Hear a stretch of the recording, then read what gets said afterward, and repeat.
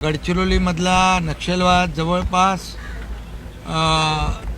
आपल्या C60 team आणि police आणि केंद्र सरकारच्या मदतीने आपण जवळपास संपुष्टात आणलेला आहे। आता गेल्याच आठवड्यामध्ये आदरणीय प्रधानमंत्री मोदीजींच्या मार्गदर्शनाखाली आणि केंद्रीय गृहमंत्री अमित शाह साहेबांच्या नेतृत्वाखाली या ठिकाणी मोठा नक्षलवाद जो आहे त्याच्यामध्ये 27 जवळपास नक्षलवादी मारले गेले आणि सगळ्यात मोठा त्यांचा नमला केशवराव उर्फ बसवराज हा जाल नक्षलवादी त्यामध्ये ठार झालेला आहे। त्यामुळे देशातील नक्षलवादीचं समूळ उच्चाटन आणि पूर्णपणे ऑपरेशन ब्लॅक फॉरेस्ट केंद्र सरकारने हाती घेतलेला आहे आणि यासाठी मी मोदी साहेबांचं अभिनंदन करतो आणि केंद्रीय गृहमंत्री अमित शाह साहेबांचं देखील मनापासून या ठिकाणी